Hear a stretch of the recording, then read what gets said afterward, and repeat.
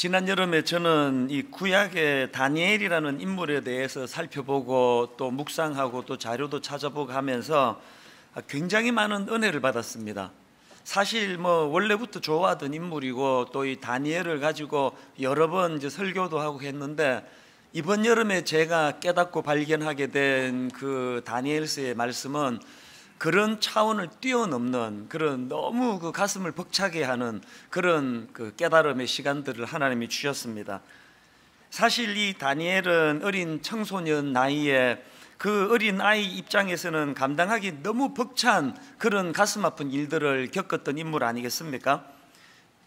조국은 망해버렸고 또 그 어린 나이에 원수의 나라 바벨론의 포로로 끌려가는 그 수모를 겪고 감당하기 어려운 그런 역사의 수레바퀴에 깔려버린 인물이 다니엘이라고 해도 과언이 아닌데요, 그럼에도 이 다니엘은 그 비참한 상황에도 불구하고 결코 흔들리지 않는, 흔들림이 없는 그런 중심을 가지고 어려운 난관을 잘 헤쳐갔던 인물이 또한 다니엘이라고 말씀드릴 수가 있겠습니다.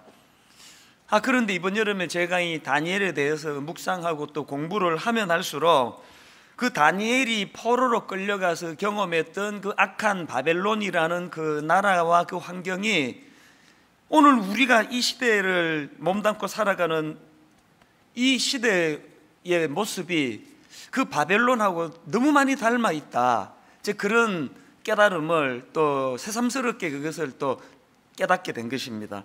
그래서 이제 이 바벨론의 포로로 끌려갔던 다니엘이 어떻게 그렇게 자기 정체성을 잘 지키면서 그렇게 흔들림 없는 인생을 살 수 있었을까? 이거를 이제 이번 가을에 그리고 또 이번에 시작되는 특별 새벽 부흥회에 좀 살펴봐야 되겠다, 이제 그런 생각을 하게 된 것입니다. 그래서 제가 이제 이 말씀을 준비하려고 여러 자료도 구하고 책들도 구해서 읽고 했는데요, 그렇게 구해서 읽게 된 책 중에 하나가 제목이 이렇습니다. 바벨론에서 그리스도인으로 살기. 바벨론에서 그리스도인으로 살기라는 이 제목이 함축적으로 너무 많은 메시지를 담고 있었기 때문에 이번 가을 특세 그 주제를 아예 이 책에서 제가 그대로 뽑아온 것입니다. 바벨론에서 그리스도인으로 살아가기. 이게 얼마나 중요한 그 메시지를 우리에게 주는지 모르겠습니다. 그 책에 보면은 이런 내용이 있습니다. 지금 우리는 망가질 대로 망가진 세상 속에서 살고 있다. 이 시대의 도덕은 걷잡을 수 없는 속도로 무너져 내리고 있다. 예전에는 창피해서 쉬쉬하던 일을 요즘은 자랑스럽게 떠벌리고 다닌다. 예전에는 상상도 할 수 없던 일이 요즘은 흔한 일이 되어버렸다. 또 그런가 하면은 이런 내용도 있습니다. 다니엘서에서 우리가 절대로 놓치지 말아야 하는 핵심은 지독히 불경건한 문화 한복판에서 다니엘이 어떤 삶의 본을 보여주었느냐 하는 것이다. 그것은 오늘을 사는 우리에게 꼭 필요한 교훈이다. 너무 동의가 되지 않습니까? 지금 여러분 옛날에는 이게 창피해가지고 얼굴을 들 수 없어 쉬쉬거리던 이런 것들을 TV에서 막 떠들고 연예인들이 그렇게 떠들어대는 게 이게 오늘 달라진 이 시대의 현실이라고 한다면, 바로 그런 시대를 살았던 다니엘이 어떻게 그 시대를 그렇게 잘 헤쳐나갈 수 있게 되었는가를 살펴보면서 우리에게 굉장히 많은 메시지를 얻을 수 있겠다는 생각을 하게 된 것입니다. 그래서 오늘 이제 첫 시간으로요, 다니엘 1장 1절 말씀을 먼저 살펴보려고 하는데, 이 굉장히 중요한 포인트를 담고 있는 말씀입니다. 자, 우리 1절 같이 한번 읽어보시겠습니까?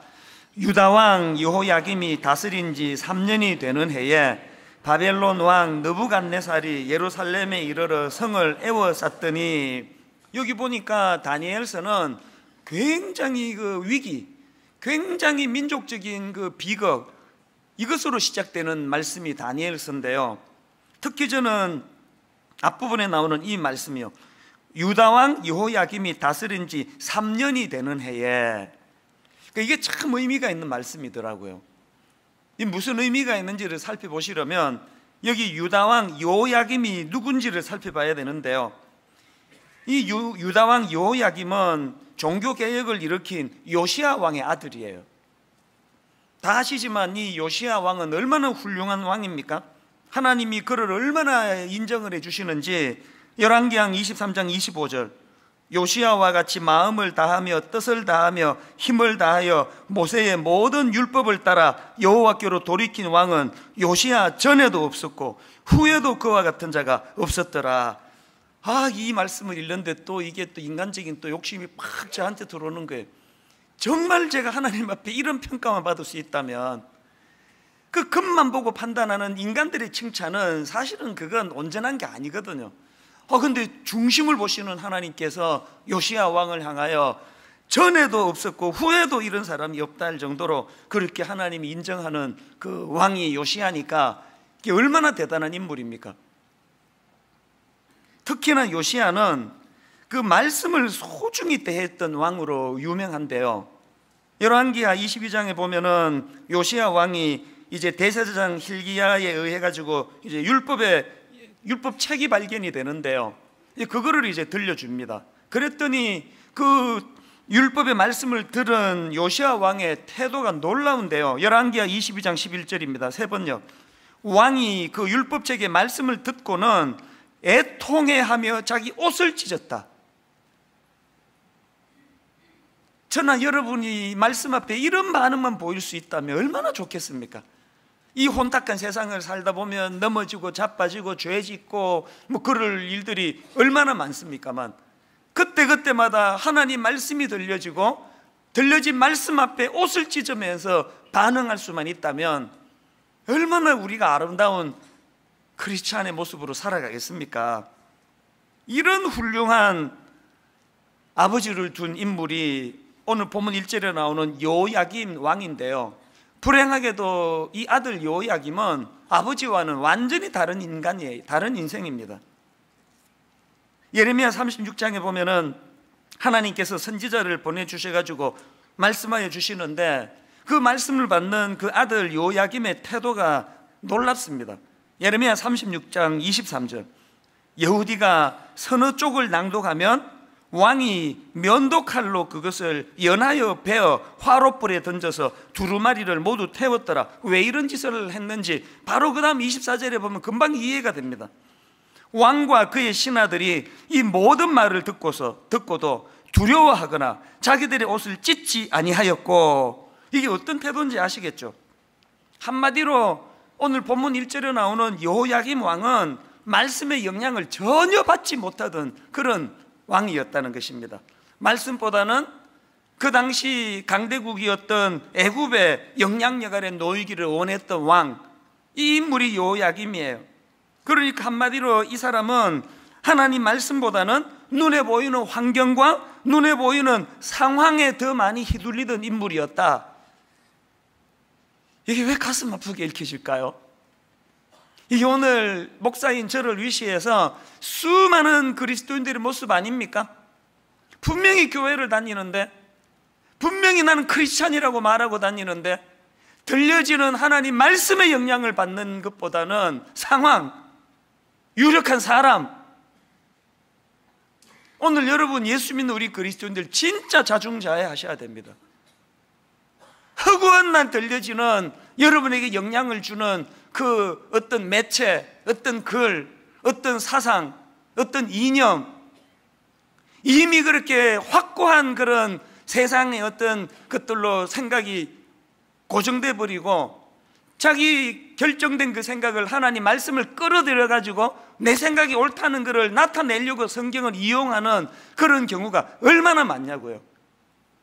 말씀이 내게 어떤 상황보다 중요한 영향력이라고 한다면, 어제까지 이게 내가 옳다고 믿었다 하더라도 오늘 말씀 앞에 그것이 교정되어지고 옷을 찢으며 하나님께 회개하고 늘 새롭게 변화가 돼야 되는데, 참 이게 가슴 아픈 현실이라는 거예요.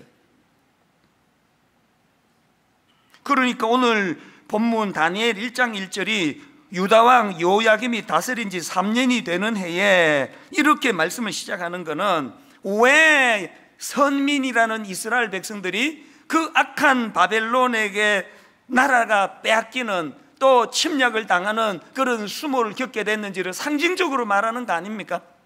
왕으로부터 시작해서 백성에 이르기까지 겉으로는 택한 백성이라는 긍지와 자부심으로 똘똘 뭉쳐 있지만 사실은 말씀의 영향을 받지 못하던, 하나님의 말씀을 멸시하던 그런 그들의 태도가 나라가 망해버리는 비참한 하나님의 징계로 나타났다는 것을 설명하는 표현이 바로 1절의 앞부분의 말씀이라는 것입니다.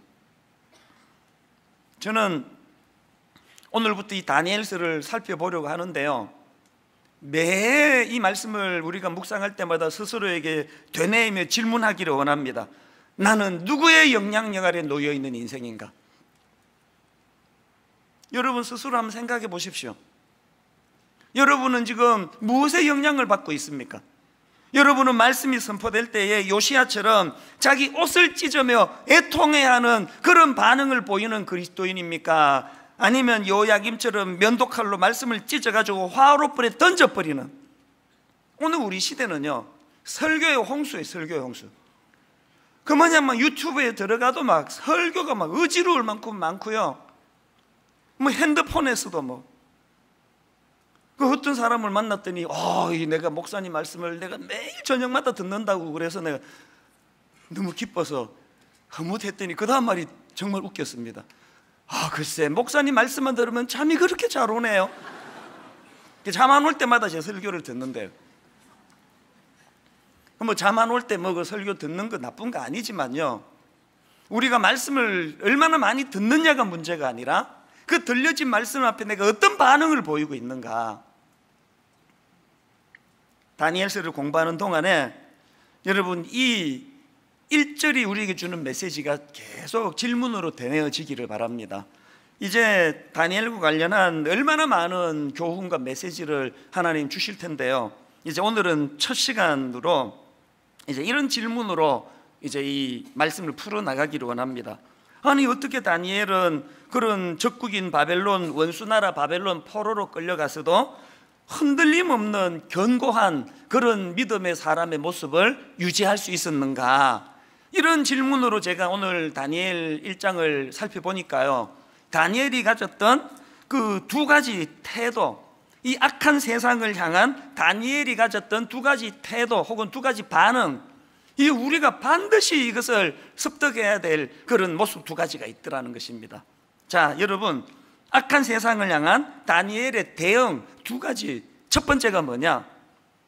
하나님의 백성으로서의 자기 정체성 지키기. 자기 정체성, 이 아이덴티티를 지킨다, 내 정체성을 지킨다. 이게 얼마나 중요한 건지 모릅니다. 그런 맥락으로 본문을 보니까요, 다니엘 1장에 나오는 그 바벨론의 그 악한 바벨론의 그 포로로 끌려왔던 사람들을 대상으로 한 포로 정책은 목표가 딱 하나예요. 바벨론 문화로 그들을 세뇌시키기. 목표가 딱 이거예요. 겉보기에 바벨론의 포로 정책이 세 가지였는데요, 잘 아시죠? 하나는 그 유능한 포로들을 잡아와가지고 바벨론의 언어와 문학을 가르치는 거였고요, 그런가 하면은 두 번째로 참 이건 포로들에게 과분한 대우입니다. 왕의 음식과 포도주를 먹게 마시는 이런 유화 정책을 썼습니다. 자, 4절과 5절 한번 보십시오. 곧 흠이 없고 용모가 아름다우며 모든 지혜를 통찰하며 지식에 통찰하며 학문에 익숙하여 왕궁에 설만한 소년을 데려오게 하였고, 그 다음 보세요. 그들에게 갈대아 사람의 학문과 언어를 가르치게 하였고, 또 왕이 지정하여 그들에게 왕의 음식과 그가 마시는 포도주에서 날마다 쓸 것을 주어 3년을 기르게 하였으니, 굉장한 유화 정책이에요. 학문을 가르치고 왕의 음식을 먹게 만드는 그런 유화 정책을 썼는데요, 그렇게 한 의도가 뭐냐가 세 번째 정책에서 나타납니다. 세 번째 정책이 뭡니까? 이름을 바꾸게 하는 거예요. 일본도 우리에게 그런 짓을 저질렀는데요, 이름을 바꾸려는 거예요. 이게 왜 굉장한 의미를 가지고 있는 거냐? 7절을 한번 보시겠습니까? 황관장이 그들의 이름을 고쳐 다니엘은 벨드사살이라 하고, 하나냐는 사드락이라 하고, 미사엘은 메삭이라 하고, 아사랴는 아벳느고라 하였더라. 이게 왜 무서운 정책인가 하면은요, 그 이름의 뜻 때문이에요. 다니엘은 무슨 뜻을 가졌느냐? 하나님은 나의 심판자, 이런 뜻을 가진 이름이고요, 그런가 하면은 지금 그 바벨론이 바꾸기를 원하는 다니엘의 원 이름을 바꾸기를 원하는 게 벨드사살인데, 이건 무슨 뜻이냐? 벨이여 나의 생명을 보호하소서, 이런 뜻인데요. 여기 나오는 벨은 바벨론에 주신 마르뚝 신을 의미한다는 것입니다. 다니엘의 세 친구의 이름도 마찬가지예요. 하나냐라는 이름은 여호와가 은혜를 베푸신다, 이런 뜻인데, 바벨론이 고치기를 원하는 이름은 사드락. 이 사드락은 아쿠의 명령이라는 뜻이래요. 근데 여기 나오는 아쿠는 달의 신을 가리킨다는 겁니다. 그런가 하면은 미사엘이라는 이름도 누가 하나님인가, 이런 뜻인데요. 그들이 바꾸기를 원하는 이름은 메삭이에요. 메삭은 누가 아쿠의 신인가, 이런 뜻이래요. 그런가 하면은 마지막으로 아사랴라는 이름은 여호와께서 도우신다, 이런 뜻인데요. 그들이 바꾸기 원하는 이름 아벳느고는 느고 혹은 느보의 종이라는 의미를 갖고 있는데, 느보는 마르둑 신의 아들로 알려져 있습니다. 그러니까 지금 바벨론이 바꾸기를 원하는 이름 모두에게 공통점이 뭐예요? 바벨론 신의 이름이 들어가는, 뭘 의도하겠습니까? 원하는 대로 고급 학문을 가르쳐 주겠다는 거예요. 원하는 대로 왕의 음식을 먹게 해주겠다는 거예요. 마음껏 누리려는 거예요. 멋대로 살려는 거예요. 그러면서 하나님 백성으로서의 정체성만 포기해라는 거예요. 저는요, 바벨론의 이 정책이 너무 두려워요. 왜 두려운지 아십니까? 오늘 이 시대에 대한민국 땅을 살아가는 젊은이들과 청소년들과 심지어는 어른들에게서 보여지는 무서운 이 세상의 메시지가 딱 이거거든요. 여러분, 여기 우리 젊은 아이들 손에 핸드폰, 그 안에서 어떤 매력적이고 달콤한, 절대로 그것을 내려놓을 수 없게 만드는 그런 아름답고 달콤한 매혹적인 것들이 들어있는지 아십니까? 제가 청소년 사역을 한참 하던 그 97년도에 드카프리오라고 하는 막 엄청 잘생긴 남자가 주인공으로 나오는 그 타이타닉이라는 영화가 나왔는데요. 저는 그 청소년 사역하던 그 영화를 사역하던 때에 그 타이타닉 영화를 보고는 뿅 갔어요. 어떻게 영화를 이렇게 잘 만들 수 있고 저 남자는 어떻게 저렇게 잘생겼는지. 막 여학생들이 그때는 막 드카프리오 그러면 막 깜빡깜빡 넘어갔어요. 막 으악 드카프리오 그러면서. 그리고 뭐 타이타닉 영화 보면 뭐 얼마나 매력적이에요. 그런데 저는요, 그 타이타닉이라는 영화를 보면서 야, 이것이 큰일 났다는 생각이 들더라고요. 너무너무 매력적으로 그렇게 막 전 세계 사람들이 열광하는 영화를 만들었는데 그 중에 잊혀지지 않는 장면이 있어요. 배에서 그 처음으로 남녀가 만나가지고 뭐 약간 좀 눈 끔뻑끔뻑하더니 바로 그 자리에 지하로 내려가가지고 그 마차 안에서 성관계를 가지는데, 그 장면도 묘사가 얼마나 참 그 습기가 꽉 껴있는 마차에서 손이 쫙 이렇게 내려오는 그 장면이 오래 잊혀지지가 않는 거예요. 근데 그걸 보면서 아니 진짜 이네 큰일 났다. 지금 이 청소년들이 그런 영화를 보고 그런 노래를 듣고 접하면서 너무너무 매력적인데 은근하게 스며놓는 메시지가 뭐예요? 하나님은 혼전 순결 뭐 이따위 소리를 하고 있는데, 사랑하면은 바로 그 자리에서, 사랑하면 바로 그날 마음껏 즐기고 마음껏 관계를 가지고 그것이 얼마나 아름다운지 못 느끼겠느냐? 이런 관점으로 지금 나오는 영화, 어떤 영화로도, 특히 미국에서 나온 영화 한 편만 한번 보세요. 우리나라 영화 어떤 영화라도 한 편만 보세요. 욕이 막 계속 반복됨으로 말미암아 저한테도 막 그 영화를 보고 나면은 그 욕이 막 그 설교하다가 그 막 나오면 어떡하나 걱정이 될 지경이에요. 세상이 노리고 있는 이 시대에 악한 영이 원하는 목표가 뭔지 아시겠죠?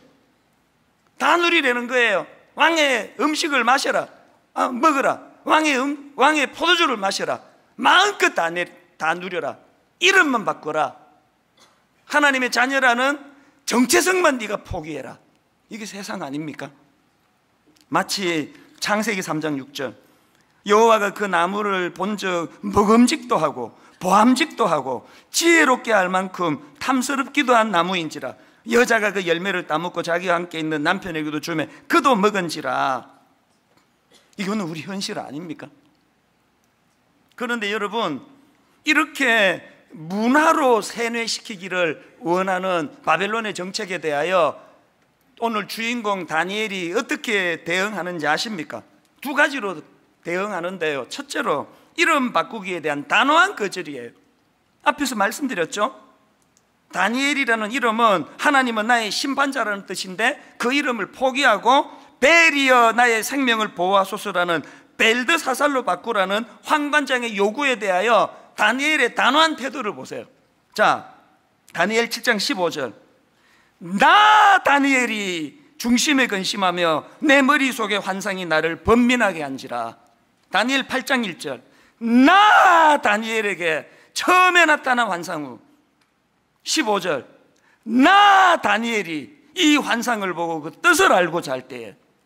여러분, 지금 이름 바꾸라는 그 정책에 대하여 너무나 결의에 찬 다니엘의 모습이 느껴지지 않습니까? 그런가 하면 두 번째로 다니엘이 보이는 태도가 음식을 거부해요.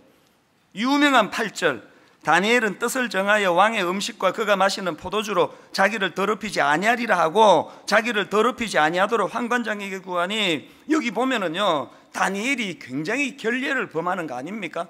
세상에 집까지 지금 포로로 잡혀온 놈 주제에 세상의 왕이 자기가 먹는 음식과 포도주로 그렇게 베풀겠다는데 그걸 거절하다니. 그리고 더 무례한 게 뭐예요? 8절을 다시 한번 보시겠습니까? 다니엘은 뜻을 정하여 왕의 음식과 그가 마시는 포도주로 자기를 더럽히지 아니하리라. 이런 나쁜 놈이 어디 있습니까? 이런 무례한 놈이 지금 왕의 음식을 먹고 마시는 거를 이걸 자기를 더럽히는 짓이라고 이런 표현을 쓰고 있다는 거예요. 왜 이런 단호한 표현을 썼을까요? 제가 자료를 보니까요, 이 두 가지로 해석하는 것을 봤습니다. 왜 다니엘이 그 왕의 음식과 포도주를 먹고 마시는 걸 자기를 더럽히는 거라고 표현했는가 하니까, 첫째로요, 그 당시에 왕의 음식과 포도주는 먼저 우상에게 드려진 음식이기 때문에 그거를 먹으면 자기가 더럽혀진다고 그렇게 인식을 했다, 이렇게 해석하는 게 하나 있고요. 그런가 하면 두 번째 해석이 뭐냐 하니까, 다니엘이 그렇게 왕의 음식과 포도주를 거절하는 행위 속에는 오직 하나님만을 최고의 자리에 두겠다는 결단이 포함되어 있다는 거예요. 무슨 말씀인가 하니까요, 다니엘 입장에서 왕이 준 음식을 먹는다는 것은 그 바벨론 왕을 하나님의 버금가거나 그 이상의 충성을 바친다는 의미로 받아들였기 때문에 그것은 타협하는 거라고 그렇게 생각했다는 것이에요. 뭐가 옳은지는 우리 다니엘만 알지 누가 알겠습니까? 그러나 여러분, 여기서 뭘 알아야 됩니까? 잘 들으세요. 여러분, 세상이 준다고 넙죽넙죽 받아 먹으면 그 큰일 납니다. 지금 여러분 너무너무 곤욕을 치르고 있는 정치가들, 경제인들, 심지어는 목사 다 이거 아닙니까? 준다고 넙죽넙죽 받아 먹다가 다 탈라고 문제 생기는 거 아닙니까? 긴장하셔야 돼요. 먹음직도 하고 보함직도 하고, 분당 우리 교회 담임 목사 되고 나니까요, 공짜로 주는 거 엄청 많습니다. 오라는 데도 많고 먹으라는 데도 많고 선물 주겠다는 데도 많고, 그건 넙죽넙죽 받아 먹다가 내 인생 끝난다는 걸 다니엘을 통해서 자각해야 된다는 거예요. 한 20, 30년 살고 나니까 그냥 마누라는 하나도 매력이 없고 여자스럽지도 않고, 회사 마치고 집에 가면 자다기 나가서 이게 국 도장 찍힌 걸로 그냥 잠옷바람으로 나오고 그러는데, 비해가지고 그 회사에서 제공하는, 세상에서 제공하는 그 이방 여자의 모습은 너무 매력적이고, 이런 여자랑 그냥 로맨틱하게 그냥 연애 한번 해봤으면 좋겠다고 유혹에 넙죽넙죽 넘어가면 나중에 다 망하는 거예요. 다 망하는 거예요.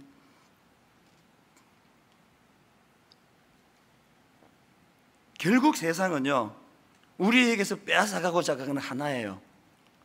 그리스도인의 정체성, 그렇게 뭐가 중요하냐?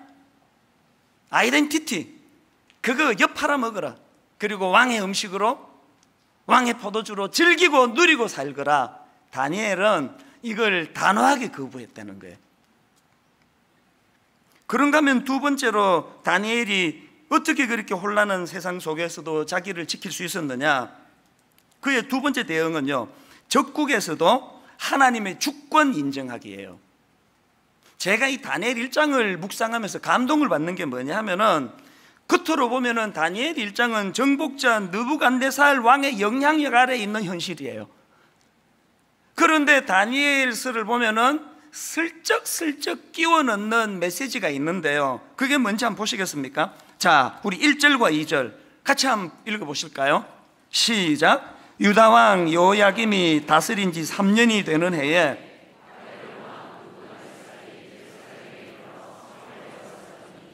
주께서 유다왕 여호야김과 하나님의 전 그릇 얼마를 그의 손에 넘기심에, 거기까지요. 겉으로 보기에는 바벨론의 강력한 권력자 느부갓네살 왕이 그의 파워로 자기 조국을 망하게 만들었고 자기를 포로로 끌려간 것처럼 보여지지만, 그러나 다니엘은 그 상황에서도 하나님의 주권, 주께서 그렇게 하셨다는 거예요. 주께서 자기 백성들을 징계하심으로 하나님의 주권에 관한 일이다. 그런가 하면 8절과 9절입니다. 다니엘은 뜻을 정하여 왕의 음식과 그가 마시는 포도주로 자기를 더럽히지 아니하리라 하고 자기를 더럽히지 아니하도록 환관장에게 구하니, 그 다음 보세요. 하나님이 다니엘로 하여금 환관장에게 은혜와 긍휼을 얻게 하신지라.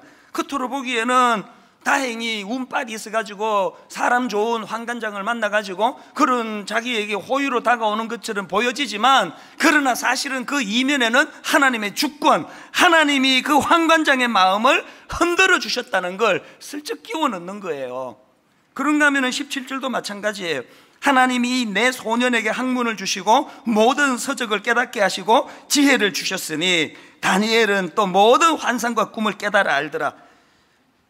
겉으로 보기에는 채소 먹어가지고 왕이 주는 고기를 거절하고 채소를 먹었더니 역시 이게 두뇌 전에는 채소가 역시 최고야. 세상은 그렇게 분석을 할 거예요. 아니면 역시 나 다니엘은 비상하기 때문에. 그런데 다니엘이 여기서 고백하는 게 뭡니까? 자기들이 그런 학문을 깨닫고 환상과 꿈을 깨달을 수 있게 된 거는 그 배후에 하나님의 주권, 하나님이 그렇게 하셨다는 거예요. 여러분이 여러분의 가정이나 여러분의 남편이나 아내나 또 여러분 자신이나 건강이나 뭐라도 누군가에게 자랑을 할 때는 반드시 그 자랑의 배후에 여호와 하나님이 하셨다는 게 내포돼야 되는 거예요. 제가 설교 중에 분당 우리 교회를 드러내고 제가 뭘 했다고 드러내고 그렇게 선포할 때마다 그렇게 하고자 하는 메시지 이면에 하나님의 주권, 하나님이 그렇게 하셨다는 메시지가 없다면 그건 설교도 아니에요.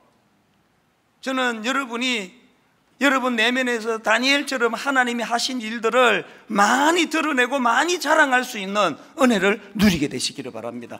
그리고 그걸 하나님이 하신 것으로 인정할 수 있는, 이게 다니엘이에요. 저는 이 1장을 보면서요, 마치 이번에도 계속 비가 왔지 않습니까?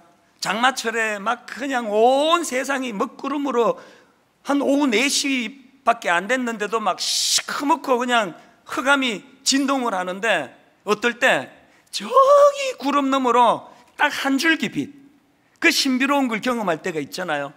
그럴 때 어떤 전율을 느껴요?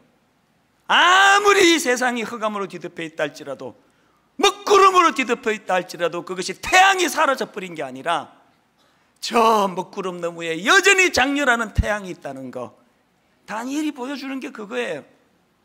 눈으로 보기에 적국 바벨론의 그 느부갓네살 그 포악한 권력자가 다스리는 것 같지만, 그럼에도 불구하고 여전히 다니엘에게는 하나님의 주권, 오늘도 하나님은 역사를 주관하시고 오늘도 하나님은 내 인생을 주관하시는 분이라는 것. 여러분, 이런 생각을 갖고 있는 다니엘이니까 그 포로로 끌려갔다고 위축되겠습니까? 여러 번 말씀드렸지만요, 인생은 해석이에요. 여러분, 인생은 해석이에요. 만약에 우리가 다니엘과 같은 관점을 가지고 자기 인생을 해석하면 제일 좋은 게 뭔지 아세요? 버릴 게 하나도 없습니다. 제가 20대 초반에 그냥 쓰레기통 뒤지고 변기 청소하고 뭐 세탁소에서 일하고 그런 것들이 제가 은혜 받기 전에는 다 수치였어요. 제가 미국 가서 영어도 잘 못하고 이런 게 막 너무너무 부끄러웠고요, 너무너무 수치스러웠는데요, 세상에 주님의 주권을 인정하고 제가 은혜를 받고 나니까 버릴 게 하나도 없어요. 그 20대 때 쓰레기통 뒤지고 안 했으면 내가 지금 목사하고 있겠습니까? 이 자리에서. 영어를 잘했으면 내가 한국에 뭐하러 왔겠냐고요. 지금 미국 가서 샬라샬라 그렇게 하고 살지. 내가 가진 모든 약점, 내가 가진 모든 연약한 거, 하나님은 이걸 재료로 써가지고 한국으로 돌아가게 만들고. 인생은 해석이에요. 강영우 박사 말씀을 여러 번 드리지 않았습니까? 이분은 중학교 재학 중에 그 친구들과 축구를 하다가 축구공에 눈을 맞아가지고 실명을 한 분 아닙니까? 여러분, 날 때부터 실명을 하신 분도 고통이 크시겠지만 멀쩡히 두 눈 뜨고 다니다가 축구공에 맞아가지고 실명을 한 입장이니까 얼마나 절망적이었냐고. 근데 여러분, 이 강영우 박사가 어릴 때부터 믿음이 좋았대요. 이 믿음이 좋은 강영우 학생이 지금 이제 실명하는 그 과정에서 2년을 하나님께 기도했대. 2년을. 하나님, 눈 좀 고쳐주세요. 하나님, 눈 좀 고쳐주세요. 결과 다 아시죠? 하나님 안 고쳐주셨어요. 안 고쳐주시는 정도가 아니고 약간 남아있던 시력마저 꺼버렸대요. 어지간한 사람 같으면 어느 길로 가겠습니까? 하나님 원망하고 하나님 불신하고 그리고 자기 인생을 비관하는 쪽으로 갔을 텐데요, 이 어린 강영우 학생은 그러질 않았습니다.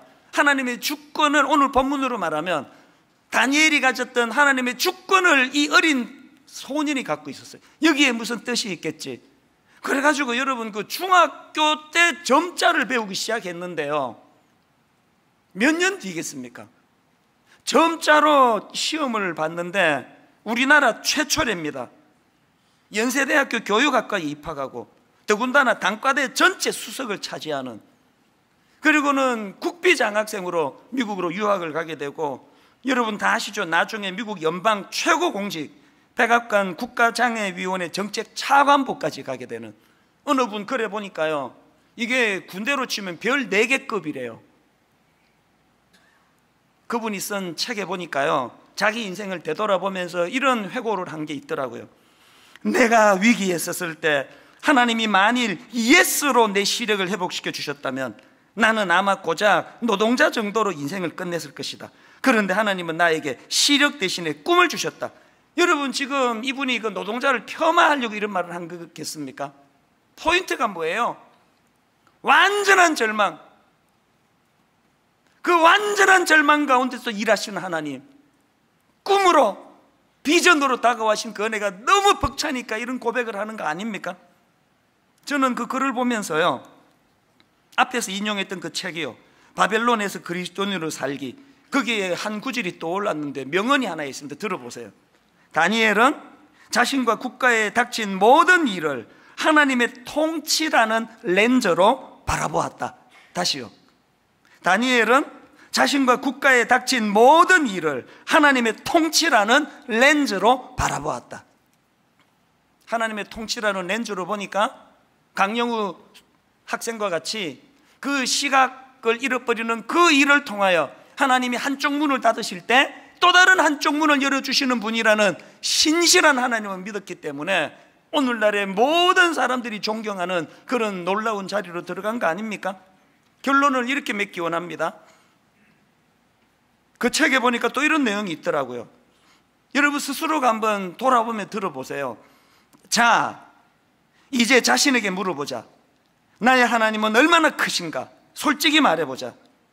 우리는 우리 하나님이 우리의 바벨론보다 작을까 봐 두려워할 때가 얼마나 많았는가?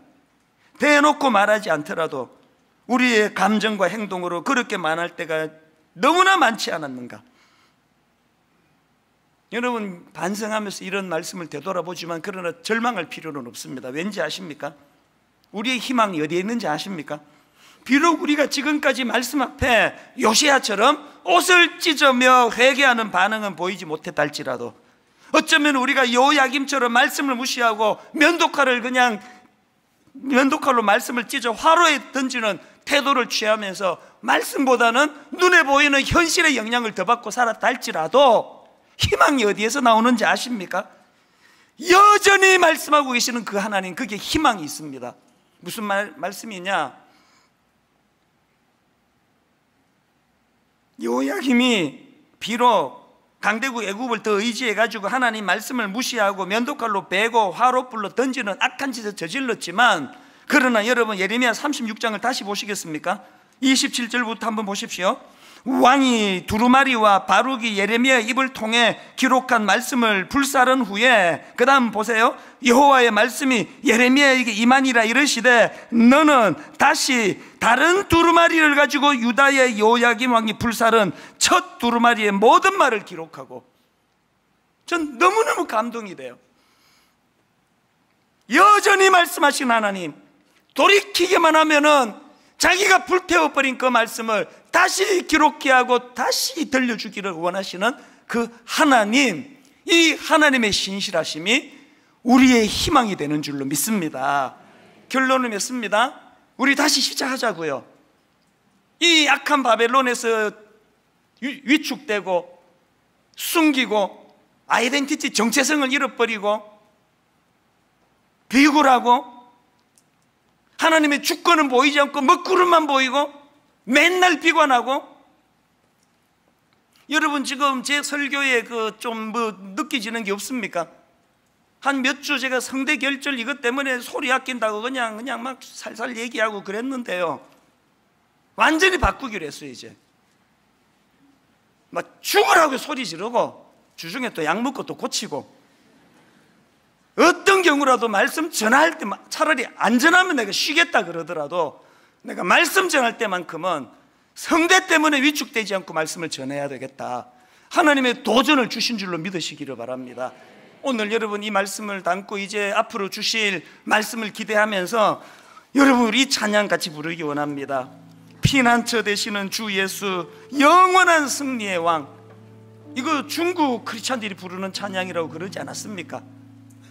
아직까지도 종교의 탄압이 여전한 그 나라에서 전쟁은 주님께 속했네, 승리는 우리의 것. 오늘 여러분 이 찬양을 부를 동안에 여러분 내면에 비굴하고 우울하고 패배감이 짙고 늘 안 된다고 생각하는 그 모든 것들을 단번에 몰아내시는 성령님의 역사와 능력을 경험하는 찬양과 예배가 되기를 주님 이름으로 축원합니다. 우리 힘있게 이 찬양 같이 불러보기 원합니다. 피난처 되시는 주 예수, 피난처 되시는 주 예수, 영원한 승리의 왕, 주님의 얼굴을 구할 때 주의 빛 비추시네. 이렇게 선포하시겠습니까? 전쟁은 주님께 속했네, 승리는 우리의 것. 예수의 이름을 높이며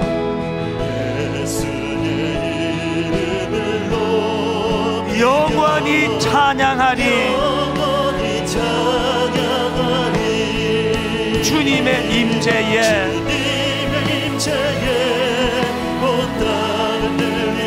우리 기도에 하늘 여시 온 민족과 열방과 열방 주께 경배해. 영원히 보좌에 계신 왕께.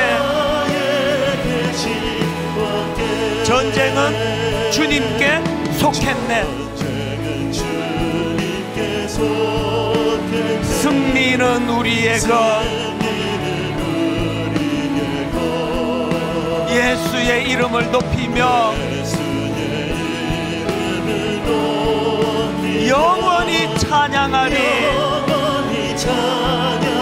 여러분 준비되셨습니까? 주님의 임재에 온 땅 흔들리고 우리 기도에 하늘 문 여시네. 온 민족과 열방 주께 경배해.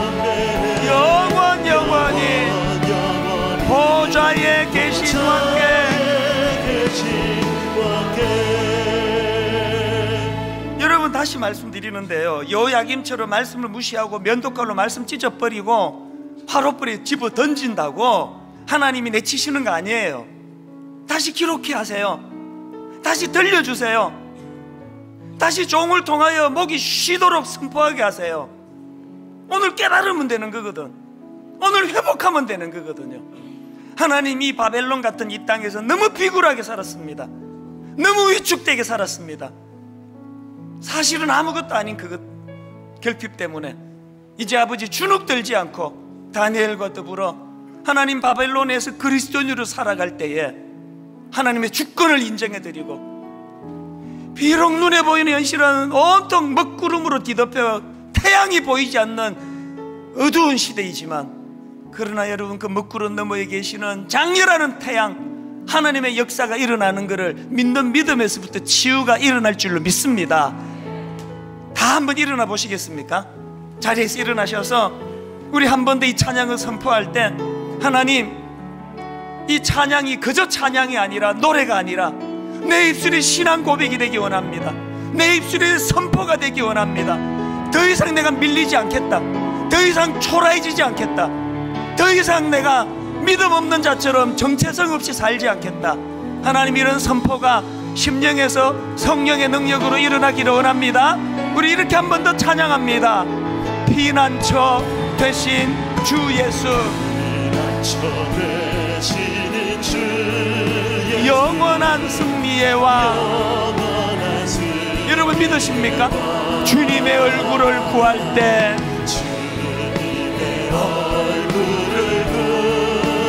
주의 빛 비추시네. 아무리 어려운 전쟁이라 할지라도 전쟁은 주님께 속했네.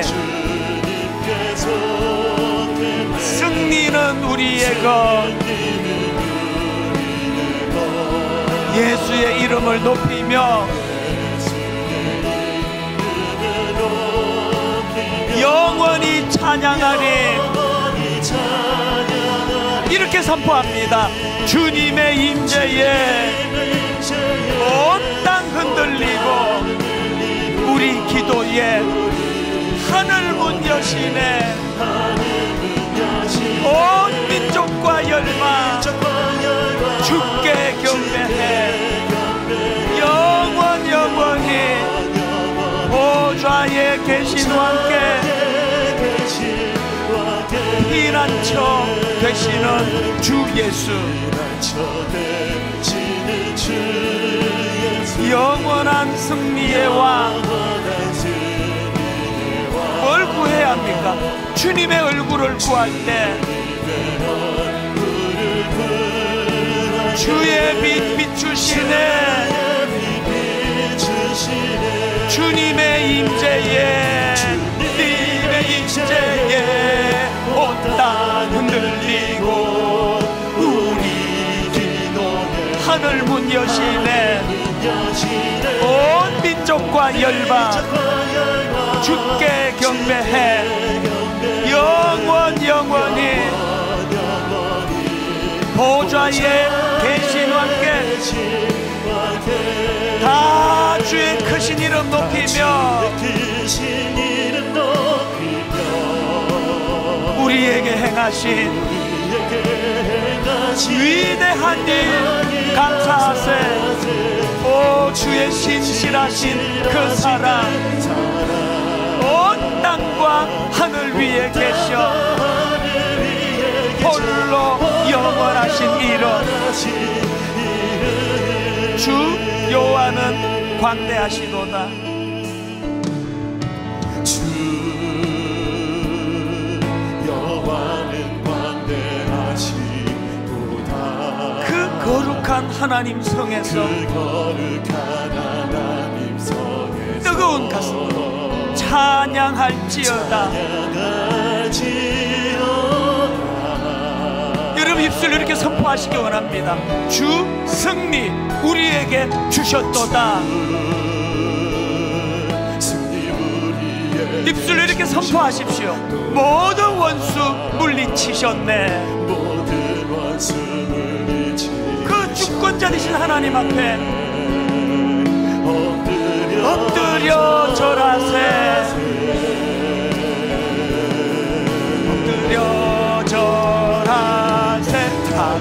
주의 크신 이름 높이며 우리에게 행하신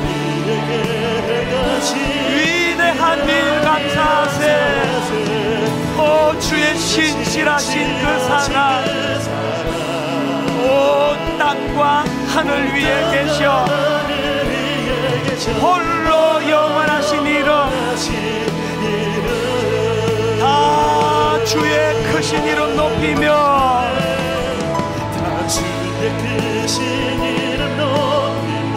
선포합니다. 우리에게 행하신 위대한 일 감사하세. 오 주의 신실하신 그 사랑 온 땅과 하늘 위에 계셔 홀로 영원하신 이름 오 주의 신실하신 그 사랑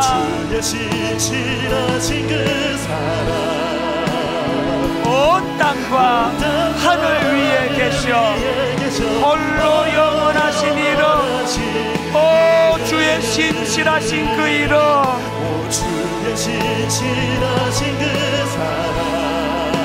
온 땅과 하늘 위에 계셔 홀로 영원하신 이름.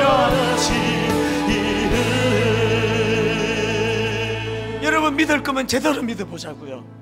믿을 거면 제대로 믿고 의지할 거면 제대로 의지하고 하나님이 이제 비굴하게 살지 않기를 초라하게 살지 않기를 다니엘처럼 적국에서도 도전하며 살아가기를 원합니다. 그 믿음을 구하며 우리 통성으로 같이 기도하기 원합니다. 같이 기도하시겠습니다. 살아계신 하나님 아버지,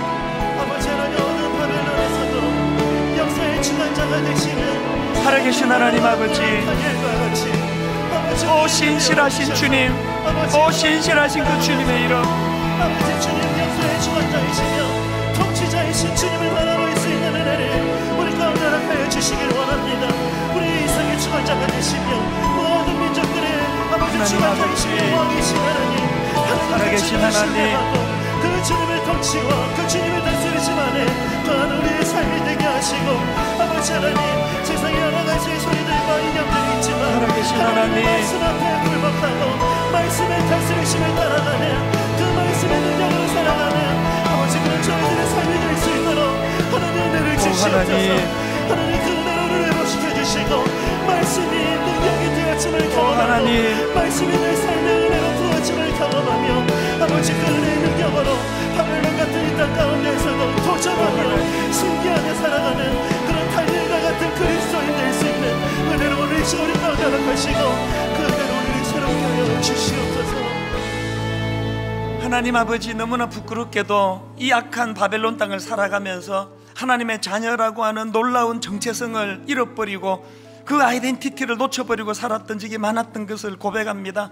목사가 목사다워야 하는데, 장로가 장로다워야 하고, 크리스찬은 크리스찬다워야 되는데 아버지 세상에 섞여 왕의 그 음식과 포도주에 취해가지고 아버지 그 아름다운 존재의 정체성을 잃어버리고도 부끄러운 줄 모르고 살았던 우리 지난 시간을 주님 앞에 회개하기를 원합니다. 눈에 보이는 바벨론 느부갓네살 왕만 보이기 때문에, 온통 세상이 먹구름으로만 보이기 때문에 태양이 보이지 않았던 것처럼 여전히 일하시고 여전히 다스리시는 그 하나님의 주권을 인정하지 못하고 아무것도 아닌 일 가지고 맨날 싸우고 다투고 세상에 나가가지고는 무기력하기 짝이 없고 비굴하고 그 초라한 모습들을 이 시간 다 떨쳐내고 여전히 말씀하시는 하나님, 여전히 일하시는 하나님, 여전히 역사를 주관하시는 그 하나님을 인정하며 다시 한번 힘을 얻어 달려가기를 원하는데 은혜로 인도하여 주시옵소서. 오늘의 말씀이 우리의 무기력함을 떨쳐내는 능력의 말씀이 되도록 인도하여 주시옵소서.